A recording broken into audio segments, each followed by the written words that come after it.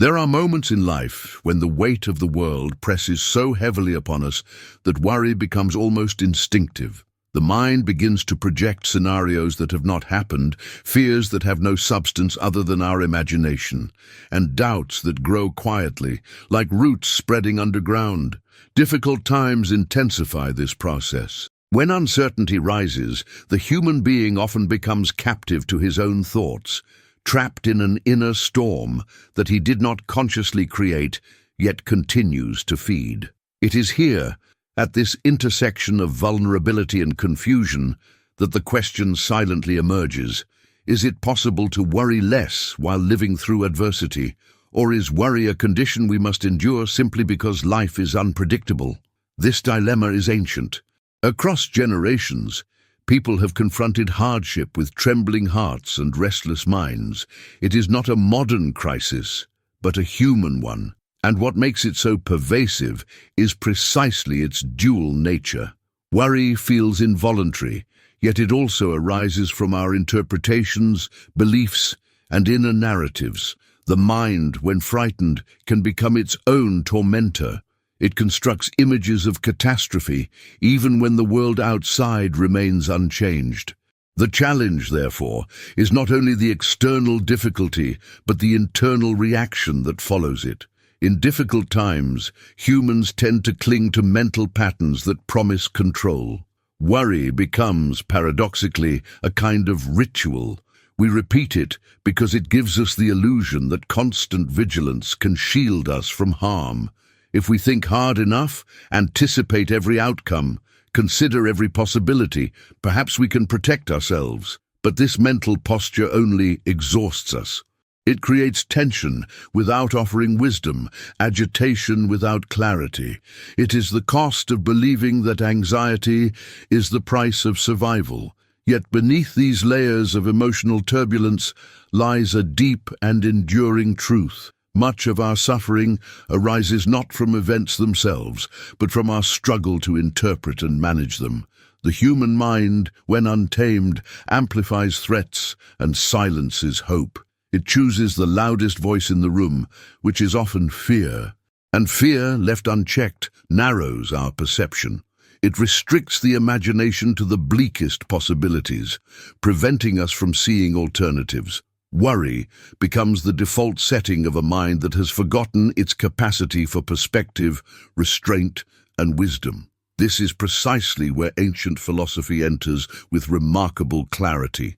For centuries, thinkers have asked, what is worry? Why does the human being surrender so easily to it? And how can one restore balance when inner chaos dominates?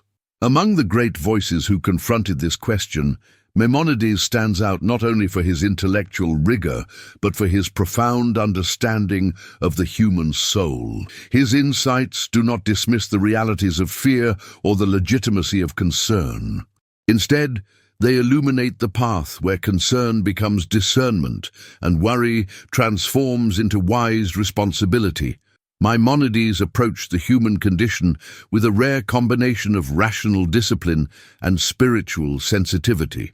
He believed that emotional disorders, including excessive worry, originate from misconceptions about the world, about oneself, and about God. When the mind is confused, the heart falters. When the heart falters, actions lose coherence. Thus, for Maimonides, emotional clarity begins with intellectual clarity, and intellectual clarity begins with understanding the true nature of reality. But the dilemma remains. How do we achieve clarity in the midst of turmoil? How do we free ourselves from the grip of habitual worry when life seems unstable? The answer lies in recognizing a distinction that Maimonides repeatedly emphasized: the difference between what is within our control and what is not. Much of human anxiety arises from attempting to govern what lies beyond our reach. We want certainty in an uncertain world, guarantees where none can be given, permanence where everything is transient. This conflict between desire and reality generates emotional friction, and the more we resist the limits of the world, the greater the suffering becomes. Maimonides invites us to confront a difficult but liberating truth. Worry often stems from an exaggerated sense of responsibility for outcomes that are ultimately not ours to govern. We worry because we believe that the future depends entirely on our calculations. We treat life as though it were governed by our fears rather than by wisdom, effort, and divine order. This creates an emotional burden too heavy for the human soul to carry. But the human dilemma is not only intellectual or philosophical, it is deeply personal. When facing illness, financial strain, family conflict, or moral uncertainty, the heart cries out for solace. It seeks reassurance. It longs for a sense of stability that transcends circumstances. Maimonides understood this with remarkable sensitivity. He knew that the human being cannot be cured by ideas alone. The mind must be guided, the emotions must be trained, and the soul must be nourished by truth. To worry less in difficult times is neither denial nor passivity. It is the art of aligning one's inner world with reality as it truly is. It is the discipline of recognizing which thoughts deserve attention and which are merely shadows of fear. It is the courage to differentiate between responsibility and obsession, between foresight and paranoia, between care and torment. The path begins not with grand gestures, but with awareness. To step outside one's mental storm is to look at worry with clear eyes and ask, what is this fear truly about? What evidence sustains it? What assumptions amplify it? And most importantly, what is the actual boundary between what I can influence and what I must accept? This inner inquiry reflects the very essence of Maimonidean philosophy. He invites us to cultivate a mind that seeks truth rather than comfort, clarity rather than panic, order rather than chaos. He teaches that emotional healing begins when the mind learns to orient itself toward what is real, stable, and enduring. To worry less is not to feel less. It is to think more wisely. It is to strengthen the intellect so that the heart does not collapse under the weight of its own fears. It is to rediscover that the human soul is not powerless in the face of adversity, but capable of responding with discernment, courage, and balance. This is the starting point of our journey, the human dilemma of worry in difficult times, viewed through the lens of ancient wisdom. Now we can turn to the teachings of Maimonides himself, whose insights illuminate this struggle with uncommon clarity. To understand how Maimonides approached worry, fear, and emotional agitation, we must enter the heart of his philosophical system. Unlike many thinkers who treat emotions as mere accidents of the soul, Maimonides saw them as reflections of the intellect's condition. In his view, an unsettled heart reveals a mind lacking clarity. A mind overwhelmed by imagined dangers loses its capacity to distinguish between what is real and what is merely perceived. Thus, for Maimonides, emotional well-being is not the product of emotional techniques, but of intellectual refinement. Throughout his works, especially in the 8 chapters and the Guide for the Perplexed, Maimonides argues that the human being becomes tranquil when he understands the true structure of the world. Anxiety arises from misinterpretation, from believing that nature operates according to our subjective fears. When the mind constructs a false universe, the heart lives within it. Therefore, to cure worry, we must correct the way we perceive reality. Maimonides begins with a foundational principle. Everything in creation operates according to divine wisdom and rational order. Nothing happens without cause, and nothing in the universe is random. This does not eliminate uncertainty from life, but it anchors the soul in the conviction that events follow a rational pattern, even when their meaning is hidden from us. For Maimonides, the world is not chaotic. Our understanding of it is. And the more we grasp its structure, the less vulnerable we become to fear. In the Guide for the Perplexed, he writes that most human suffering comes from 3 sources: the natural world, human society, and our personal choices. Only the last of these is under our direct control. Maimonides emphasizes that much of our worry stems from confusing these categories. We assume that we can prevent the unpredictable forces of nature or reshape society according to our desires. This illusion of control feeds anxiety. When we relinquish it, we begin to live more rationally and more peacefully. A central doctrine in Maimonides' thought is the golden mean, the path of moderation. In the 8 chapters, he explains that every virtue exists between two extremes. Courage, for instance, lies between cowardice and recklessness. Generosity lies between miserliness and extravagance. In the same way, responsible concern lies between negligence and obsessive worry. Maimonides does not advocate indifference. He warns that ignoring danger is as unhealthy as amplifying it. The wise individual takes precautions, analyzes risks, and prepares prudently, but does not torment his mind with possibilities that exceed his influence. This distinction appears clearly in his medical writings. As a physician, Maimonides observed that emotional agitation weakens the body. Worry disrupts digestion, sleep, and concentration. It creates physical imbalances that hinder healing. He believed that a calm mind promotes health not only spiritually, but biologically. When a patient's mind is in turmoil, the body follows. When the mind becomes ordered, the body begins to return to balance. For Maimonides, emotional mastery is not a mystical achievement. It is a fundamental component of human health. Yet Maimonides did not attribute emotional disorders merely to physical causes. In the treatise on logic, he explains that rational thought requires correct premises. When we begin with false assumptions, our conclusions cannot be trusted. Excessive worry often results from flawed premises about life, the belief that we are fragile, that we face the world alone, or that danger is omnipresent. Maimonides urges us to replace these assumptions with truths grounded in reason and Torah, that the universe has an order, that human beings possess innate strength, and that God's providence extends to those who seek wisdom and moral clarity. Providence, in Maimonides' view, is inseparable from intellectual development.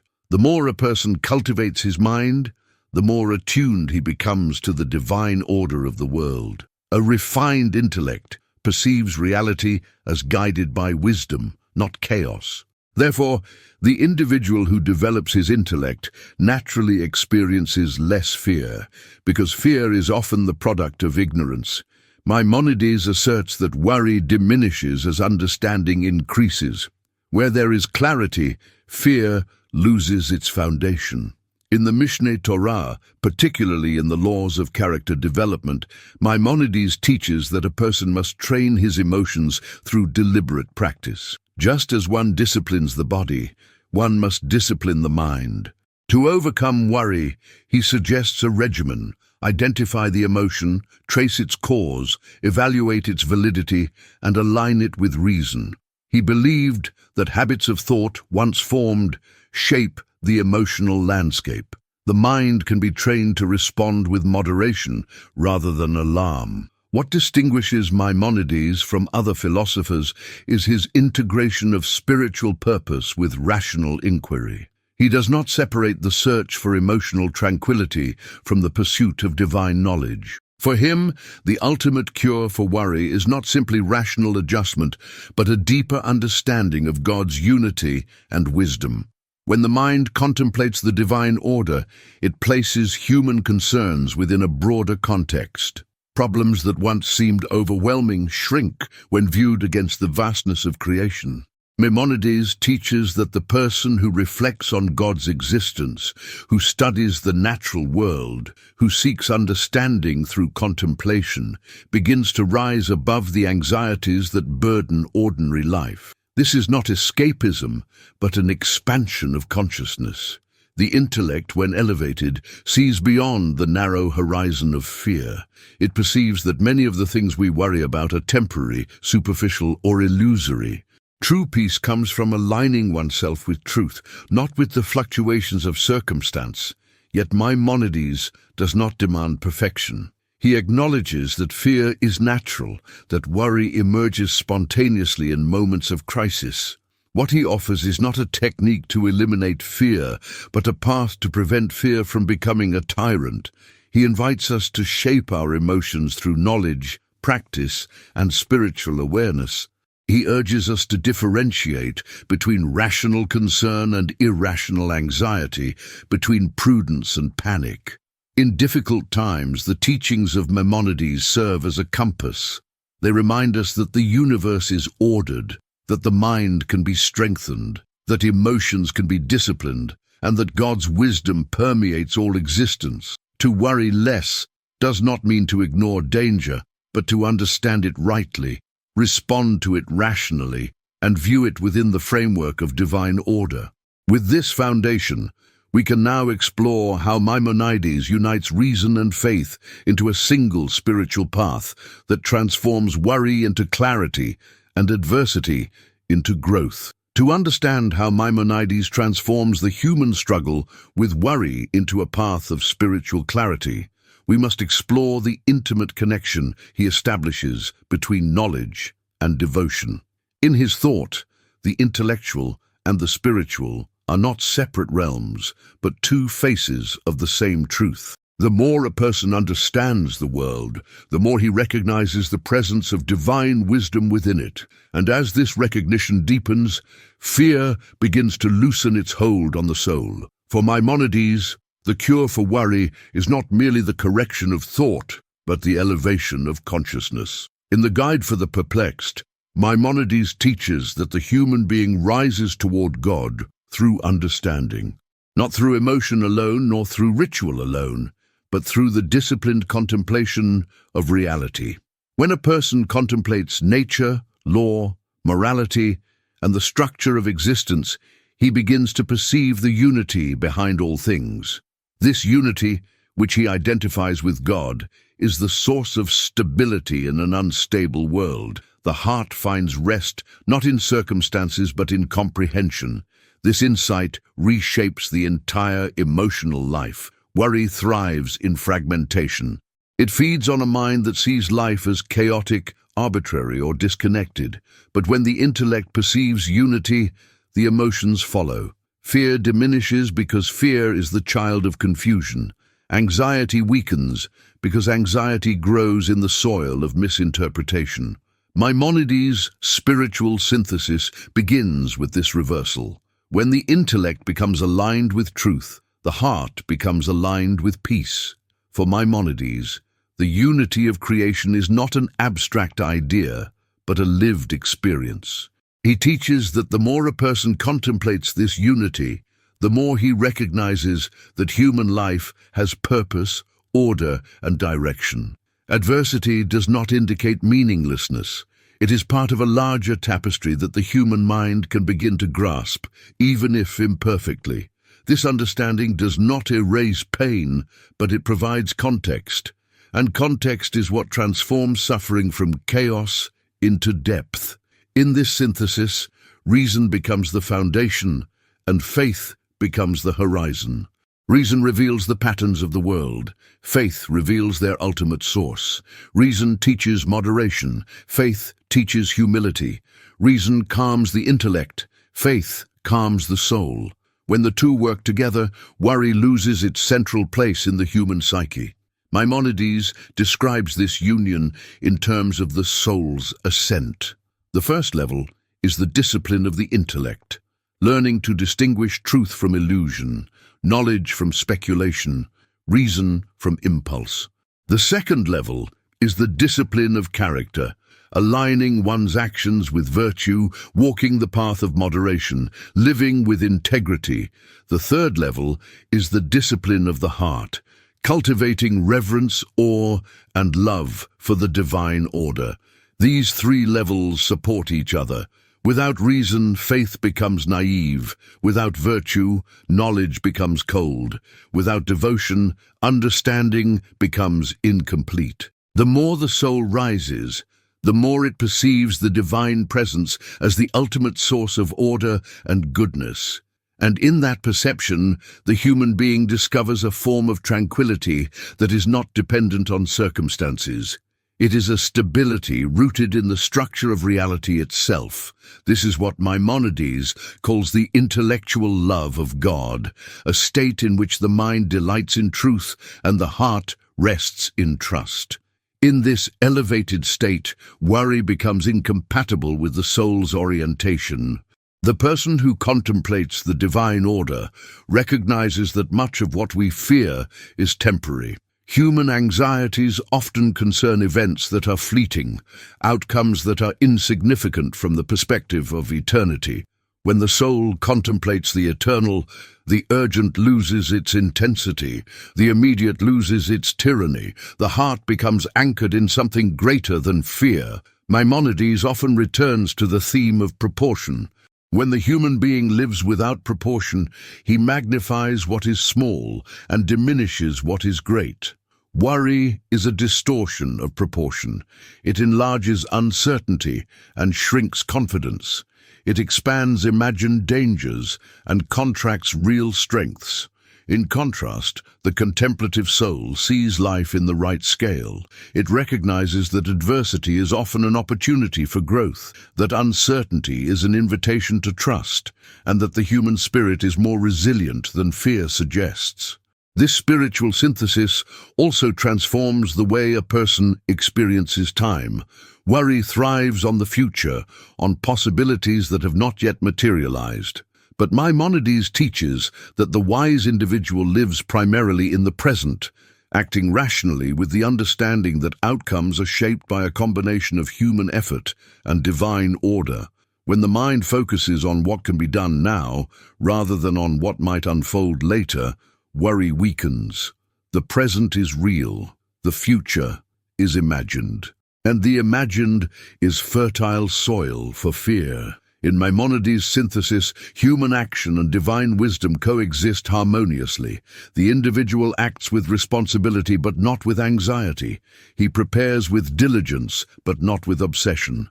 He seeks solutions but does not demand guarantees.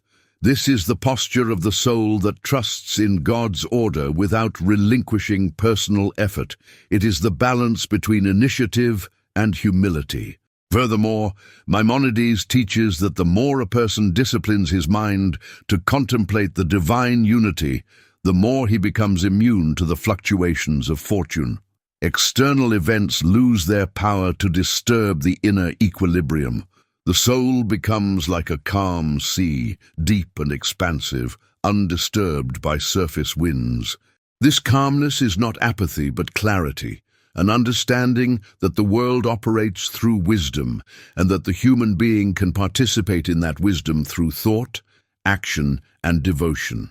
In this state, the soul develops an inner fortress, not a fortress built against life, but a fortress built within life, a place where the intellect and the spirit meet, where fear is examined and dissolved, where uncertainty is met with discipline and trust. When this fortress is established, adversity still arrives, but it does not overwhelm. Challenges still emerge, but they do not crush. The person becomes capable of living within difficulty without becoming defined by it. This is the spiritual synthesis of Maimonides, a union of reason and faith that transforms worry into wisdom, anxiety into perspective, and fear into reverence. It is a path that elevates the human being from the restless surface of life to the depth where clarity resides. And from that depth, one can begin to live with a steadiness that is rare, precious, and profoundly human. If Maimonides teaches us that worry is rooted in confusion and cured through clarity, then the final question becomes, how do we live this truth in the modern world? How does a human being, surrounded by uncertainty, instability, and rapid change, embody the wisdom that transforms anxiety into resilience? The practical application of Maimonides' philosophy begins with a simple but profound principle. Emotional balance is an achievement of the whole person. It requires the discipline of the mind, the moderation of the heart, the integrity of action, and the humility of spirit. The first step is intellectual clarity. Maimonides urges us to examine our thoughts, to interrogate the assumptions that give rise to worry. When confronted with fear, ask, what evidence supports this thought? What is imagined and what is real? What responsibilities are mine and which lie beyond my control? The discipline of distinguishing between reality and projection is the foundation of emotional mastery. In daily life, this means slowing down the mental whirlwind by analyzing thoughts with precision. Before giving fear permission to shape your inner world, subject it to the light of reason. Yet clarity is only the beginning. Maimonides teaches the necessity of moderation, the golden mean. Excessive worry often arises from living at emotional extremes, either demanding absolute control or surrendering entirely to uncertainty. The balanced person neither ignores risks nor obsesses over them. He prepares with wisdom, but not with anxiety. In practice, this might mean setting specific times for planning rather than allowing the mind to ruminate endlessly. It may mean taking deliberate action toward a solution rather than replaying worst-case scenarios. Moderation is the art of doing what is necessary without allowing fear to dictate the rhythm of life. The next step is cultivating ethical integrity. Maimonides consistently teaches that the soul is disturbed when one's actions lack coherence with one's values. Worry often increases when a person senses inner contradiction. But when the individual acts with honesty, responsibility, and discipline, he strengthens his inner foundation. The ethical life is emotionally stabilizing because it aligns the internal with the external. In modern terms, this means living deliberately, practicing self-restraint, speaking truthfully, keeping commitments, and avoiding behaviors that create moral dissonance. A clear conscience reduces unnecessary anxiety, for the soul suffers less when it lives in accordance with its principles. Physical care is also essential. Maimonides, as a physician, stressed that emotional disturbances often arise from bodily imbalances. Proper sleep, nutrition, and daily movement are not luxuries, but necessities for mental stability. A mind housed in an exhausted or neglected body becomes far more susceptible to fear. Thus, to worry less, one must care for the vessel through which the intellect operates. This is not separate from spiritual practice. It is integrated within it. The well-ordered body supports the well-ordered mind. Another practice is controlling one's exposure to sources of agitation. Maimonides teaches that the environment shapes the soul. Surrounding oneself with constant noise, conflict, misinformation, or negativity weakens emotional resilience. Though he lived centuries before the age of digital bombardment, his principle applies profoundly today. To live with clarity, one must create moments of silence, reflection, and intellectual nourishment. Reducing stimuli that provoke fear is not avoidance, but self-protection. It is the cultivation of an environment that supports clarity rather than chaos. A central element of Maimonidean practice is the contemplative life. He emphasizes the importance of meditation, not in the modern sense of emptying the mind, but in the classical sense of focusing the intellect on truth. Contemplating nature, studying wisdom, reflecting on divine order, these acts elevate the soul and quiet the heart. The person who regularly engages in contemplation becomes less reactive to external turmoil. His inner life deepens, becomes more rooted, and provides a sanctuary from the storms of circumstance. Another practical aspect is learning to divide the day wisely. Maimonides advises structuring time with purpose, dedicating hours to work, study, family, rest, and reflection. Worry thrives when life becomes shapeless, when the mind drifts without direction. A structured day calms the intellect because it aligns action with intention. It transforms time from an adversary into an ally. In modern life, this may involve setting boundaries around work, scheduling periods for learning, protecting time for rest, and giving attention to relationships that nourish the spirit. Maimonides also teaches that prayer, understood philosophically, is not a plea for miracles, but an act of reorientation. It is the moment when a person reminds himself of his place within the divine order. It aligns desire with truth and restores perspective. Whether spoken aloud or reflected silently, prayer becomes a means of disentangling the mind from its illusions. It humbles the ego, calms the heart, and strengthens trust. This trust is not naive optimism. It is the recognition that life is governed by a wisdom deeper than human calculation. Practically, this form of prayer may manifest as moments of gratitude, quiet reflection before action, or thoughtful pauses during periods of stress. Gratitude, especially, counteracts worry by focusing the mind on what is stable, present, and real, rather than on what is uncertain. Maimonides would say that gratitude aligns the soul with truth because it acknowledges that the world contains goodness even in its challenges. Another essential principle is accepting the limits of human control. Maimonides teaches that serenity comes from recognizing that the human being is responsible for effort, not for outcomes. Once a person has acted wisely and responsibly, the rest must be entrusted to the divine order. This acceptance is not resignation, but liberation. It frees the mind from the impossible task of governing the future. In practical terms, this means setting a point at which planning ends and trust begins. After acting with diligence, let the mind rest. Finally, Maimonides teaches that adversity is not solely a threat but an opportunity. Difficult times reveal the soul's strengths and weaknesses.